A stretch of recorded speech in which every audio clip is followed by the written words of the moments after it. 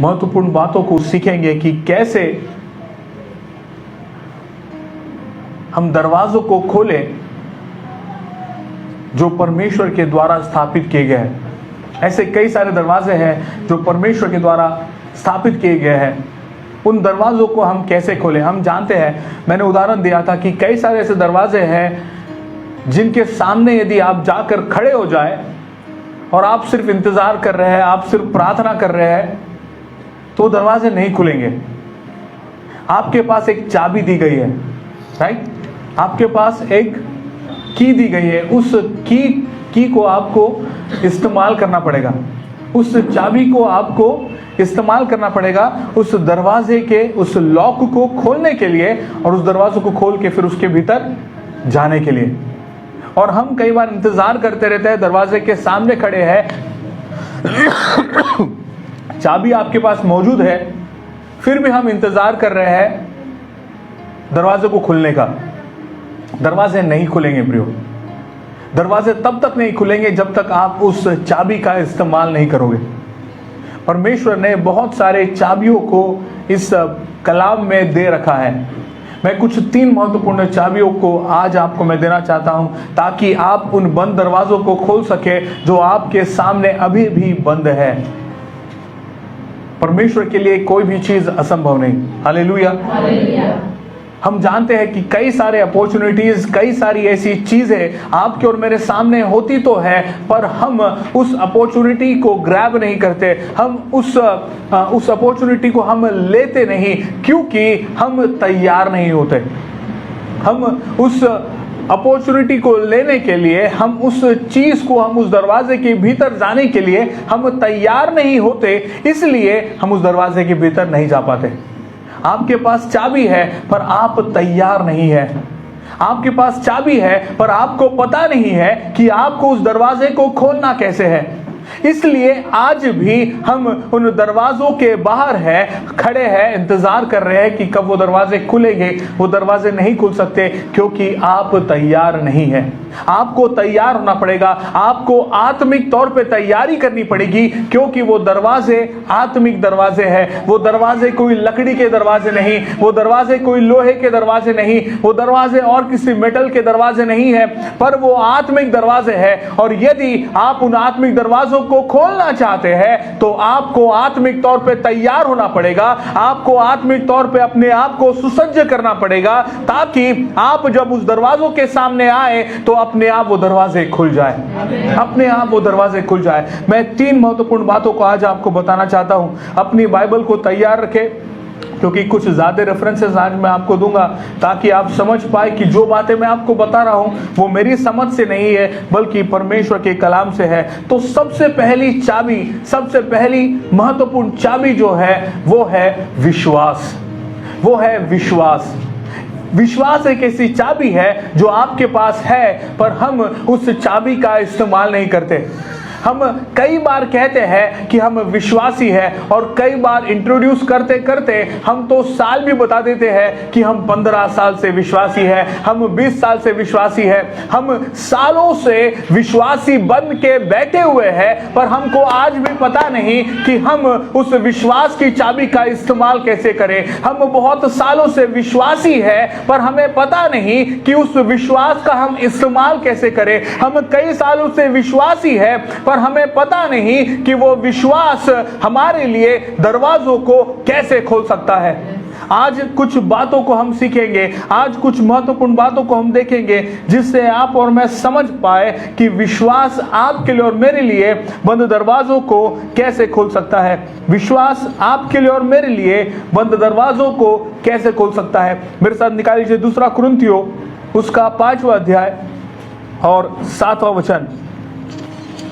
2 कुरिन्थियों उसका 5वां अध्याय और 7वां वचन। वचन यहाँ पे यूं कहता है, क्योंकि हम रूप को देखकर नहीं पर विश्वास पे चलते हैं। क्योंकि हम रूप को देखकर नहीं बल्कि हम विश्वास से चलते हैं। प्रियो, आप और मैं जो विश्वासी कहलाते हैं, आप और मैं जो अपने आप को विश्वासी कहते हैं, हम रूप को देखकर नहीं चलते। हम जो चीजें हमें दिखाई देती है, जो नजरों से हमें चीजें दिखती है, उन चीजों के बूते पर हम नहीं चलते। हम उन बातों के ऊपर चलते हैं जो हमें नजर नहीं आती।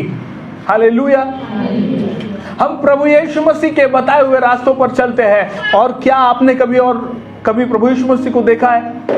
आपने और मैंने प्रभु यीशु मसीह को भी नहीं देखा, पर हमने विश्वास किया है कि प्रभु यीशु मसीह है। और जब हमने विश्वास किया है तो हमने महसूस किया है, हमने जाना है, हमने देखा है कि कैसे वो प्रभु यीशु मसीह आपके और मेरे जीवन में कार्य करते हैं। ठीक वैसे ही जैसे ही हम हवा को नहीं देखते, हमें पता नहीं कि हवा दिखती कैसी है, पर जब वो हवा हमारे स्किन पर, हमारे त्वचा पर जब छूती है तब हमें महसूस होता है कि वो हवा है। ठीक वैसे ही जब प्रभु यीशु मसीह आपकी और मेरी जिंदगियों में महानता के कार्य करते हैं, जब वो प्रभु यीशु मसीह जब आपके और मेरे जीवन में नजर आते हैं, तब हम जान पाते हैं कि प्रभु यीशु मसीह है। हमें उन पर विश्वास करने की जरूरत है, हमें उनके ऊपर भरोसा करने की जरूरत है। और भरोसा सिर्फ 50% नहीं, 60% नहीं, बल्कि 100%, बल्कि 100%। जब हम पूरी तरह से विश्वास करते हैं, हम जान पाते हैं कि परमेश्वर है, प्रभु यीशु मसीह है। हमारा विश्वास करना ये दर्शाता है कि हम कैसे विश्वासी है। समझ पा रहे हैं आप? हमारा विश्वास करना ये बताता है कि हम कैसे विश्वासी है। मैं कुछ दिनों से देख रहा था, कई बार बहुत सारे लोगों के फोन आ रहे थे। सर्दी हो गई कि फोन आ रहा था, पास्टर साहब सर्दी हो गई, प्रार्थना करो। पास्टर साहब सर दुख रहा है, प्रार्थना करो। जबकि ये सारी चीजें सालों से चलते आ रही है ना? हमको सर्दी होती है, ठंडी आई कि हमें सर्दी होती है, ठंडी के समय में सर्दी, बरसात हुई सर्दी, बुखार, ये सब चलते रहता है। पर हम क्या करते हैं? हम डर जाते हैं। क्यों डर जाते हैं? क्योंकि हमारा विश्वास कमजोर है। हमारा विश्वास कमजोर है। यदि आपका और मेरा विश्वास मजबूत है ना, आप बोलोगे प्रभु आपका धन्यवाद, क्योंकि आपने मुझे ये सर्दी दी, बुखार दी और ये ठीक हो गया, इसलिए धन्यवाद। आप और मैं छोटी छोटी चीजों में अपने विश्वास को मजबूत करना चाहिए। आपने और मैंने ऐसे कदमों को उठाना चाहिए जैसे पतरस ने उठाया था। मैं सोचता हूं कई बार, मैं उदाहरण कई बार देता हूं, एक बहुत बड़ी नाव है जिसमें सारे चेले बैठे होंगे प्रभु यीशु मसीह के, है ना? 12 चेले बैठे होंगे।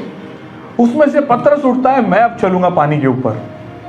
11 बैठ के उसको डांट रहे होंगे, अरे तू डूब जाएगा, अरे तू मर जाएगा। और उसने क्या बोला? नहीं, मैं पानी पर चलूंगा। क्यों चलूंगा? विश्वास तो है, पर क्यों चलूंगा? क्योंकि प्रभु यीशु मसीह पानी पर है। यदि प्रभु यीशु मसीह पानी पर नहीं होता तो पतरस भी पानी पर नहीं चल सकता। प्रभु यीशु मसीह ने चीजों को करके ये दिखा दिया है कि जो वो कर सकते हैं वो आप और मैं भी कर सकते हैं। हालेलुया।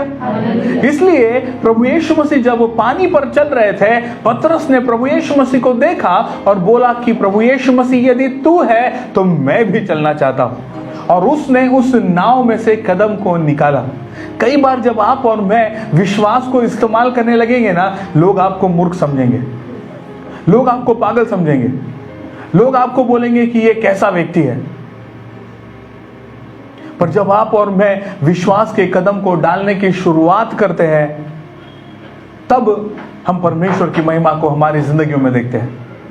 जब हम विश्वास के कदमों को डालते हैं, तब ही हम परमेश्वर की महिमा को आपके और मेरी जिंदगी में पूरा होते हुए हम देख पाते हैं। इसलिए जब कभी आप और मैं किसी काम को करते हैं, हम अपने बजट को नहीं देखते, हम परमेश्वर पर विश्वास करते हैं और फिर आगे बढ़ते हैं। कई दफा मेरे साथ मेरे जीवन में हुआ। मैं हमेशा जब कभी भी परमेश्वर के विषय में सोचता हूं, परमेश्वर के लिए किसी कार्य को करने के लिए सोचता हूं, मैं हमेशा बड़ा सोचता हूं। यदि मेरा बजट 10 रुपए है तो मैं 1000 रुपए के ऊपर विश्वास करता हूं। यदि मेरे बटवे में 10 रुपए है तो मैं ये विश्वास करता हूं कि मेरे पास 1000 रुपए है और मैं वैसे काम करता हूं। और परमेश्वर उस बात का आपको आदर जरूर करता है प्रियो।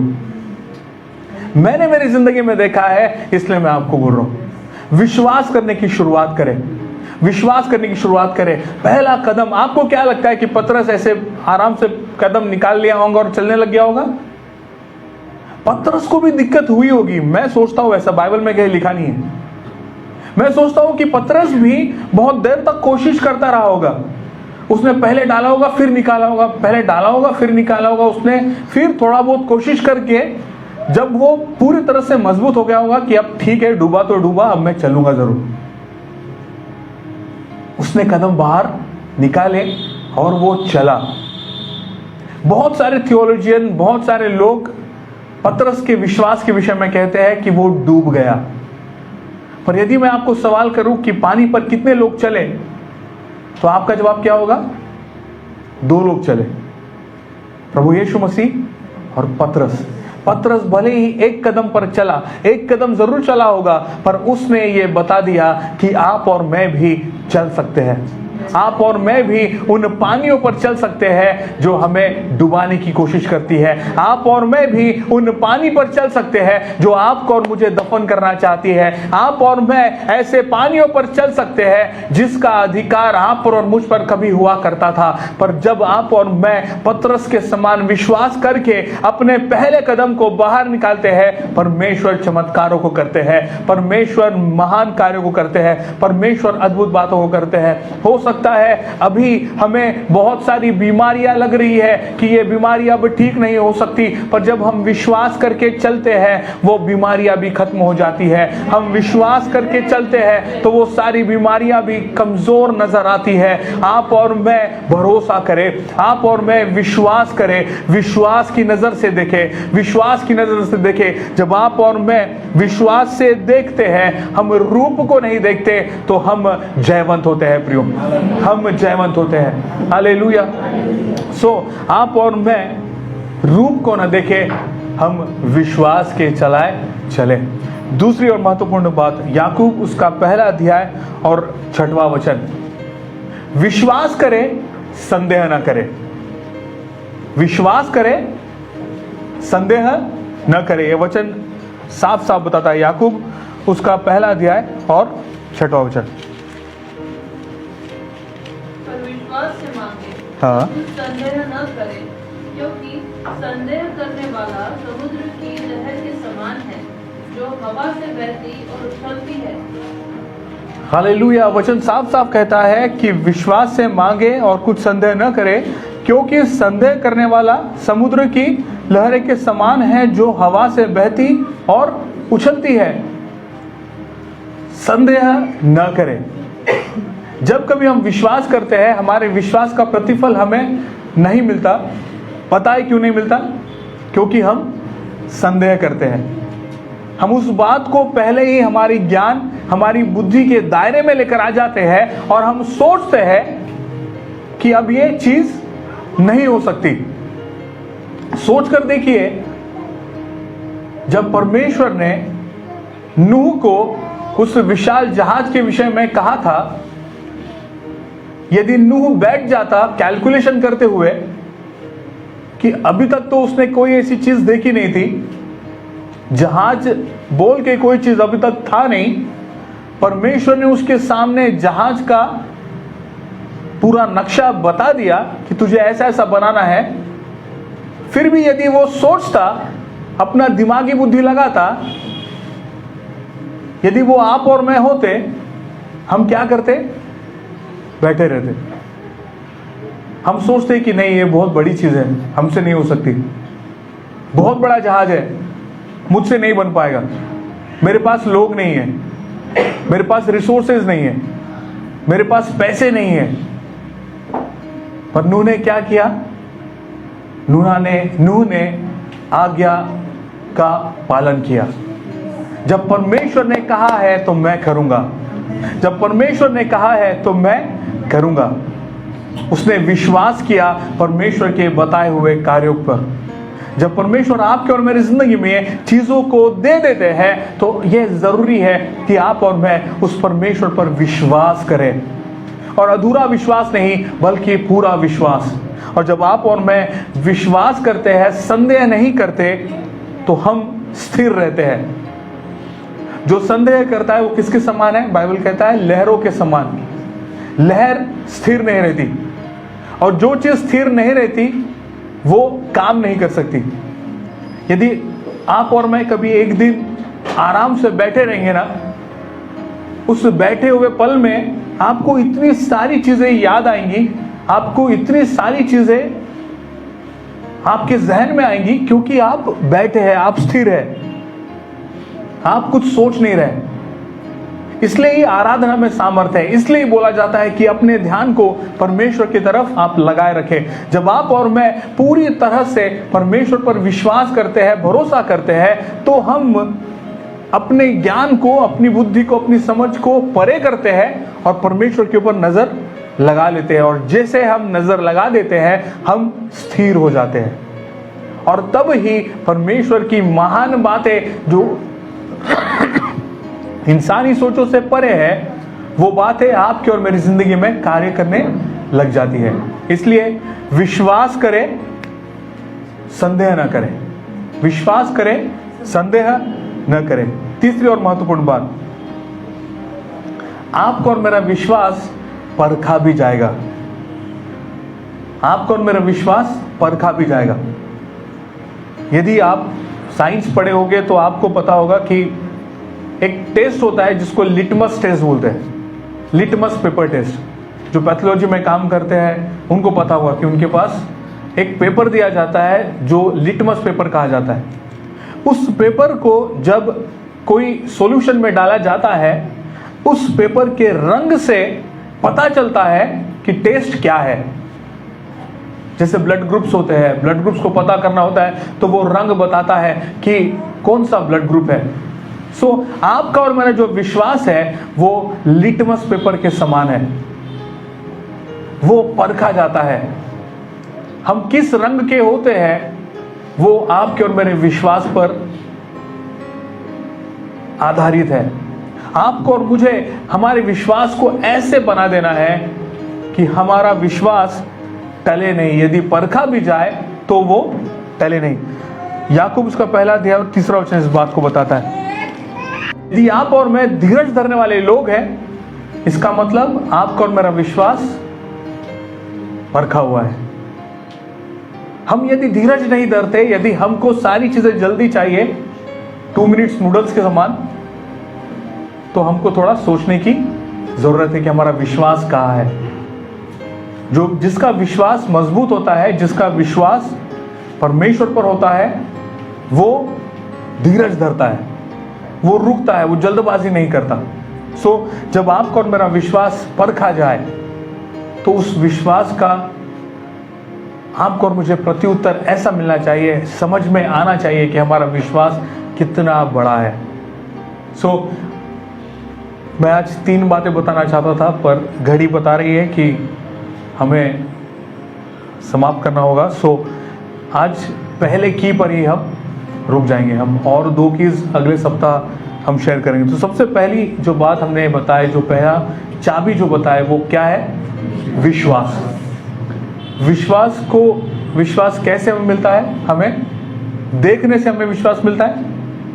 हम रूप को देखकर विश्वास नहीं करते, बल्कि हम विश्वास पर चलते हैं। जिस तरह से पतरस पानी पर चला, वैसे ही हम जो चीजें नजर नहीं आती उन चीजों के ऊपर हम चलते हैं। दूसरी बात हमने देखा कि विश्वास करें, संदेह न करें, है ना। आप और मैं थोमा ना बने कि हमें उंगली डाल के देखना है प्रभु यीशु मसीह के घाव में कि प्रभु यीशु मसीह सचमुच जिंदा है या नहीं। आप और मैं विश्वास करें, संदेह न करें, क्योंकि संदेह करने वाला लहरों के समान होता है, वो स्थिर नहीं होता। तीसरी और महत्वपूर्ण बात, जब आप और मैं विश्वास करते हैं तो आपका और मेरा विश्वास परखा जाता है। उस परख में आप सही आना ज़रूरी है और वो परख बताएगा कि आपका और मेरा विश्वास कैसा है। आपके और मेरे विश्वास को स्थिर रखें, परमेश्वर पर भरोसा करें और हम जानते हैं कि वो दरवाजे तभी खुलेंगे जब आप विश्वास रूपी उस चाबी को लेकर उस दरवाजे के सामने जाएंगे। मैं विश्वास करता हूं कि आप आज के वचन से आशीष हुए। आइए अपनी आंखों को बंद करें, हम प्रार्थना करें। Thank you father. खुदा हम आपका धन्यवाद देते हैं क्योंकि आपने वचन के द्वारा आज आपने हमें बताया है प्रभु जी कि हमारा विश्वास कहाँ है।